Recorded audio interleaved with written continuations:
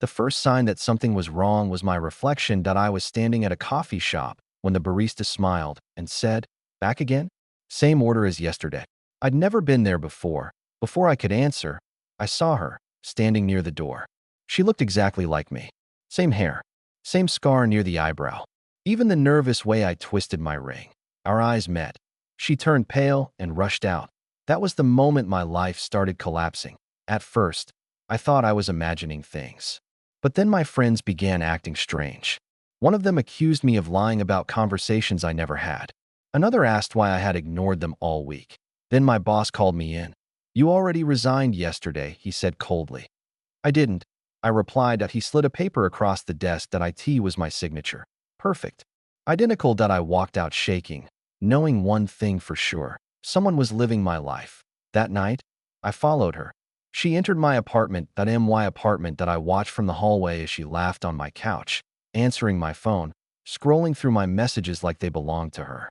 When she finally stepped out to throw trash, I confronted her. "Who are you?" I whispered. She froze. Slowly, she turned around. "I didn't want to hurt you," she said, tears in her eyes. "I was paid to become you." We sat on the stairs as she told me everything. Her name was Lena. She was desperate. No money, no family, nowhere to go. Then a man contacted her online. He offered her a fortune for one job. "Copy one woman," he said. "Learn her life. Replace her." That woman was me. That he had given her everything. My routines, my passwords, my history. He even paid for surgeries to make her look identical. The plan was simple: slowly erase me while she took over. But why? I asked. She hesitated. "Because you know something," she whispered. "Something he buried." Before she could explain more, her phone rang. She looked at the screen and went silent. "It's him," she said. Then she handed me the phone. A calm voice spoke. "You were never supposed to meet," he said. "But now that you have, both of you are a problem." Suddenly, Lena stood up. "You lied to me," she shouted into the phone. "You said she'd disappear on her own." He laughed. "Everyone does. Eventually." That's when Lena made her choice. She turned to me and said, "If one of us survives, it should be you."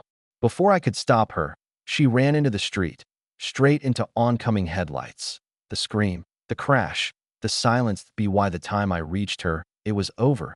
And just like that, the woman paid to become me was gone. The next morning, the man was arrested.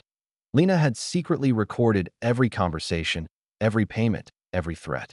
She sent it all to the police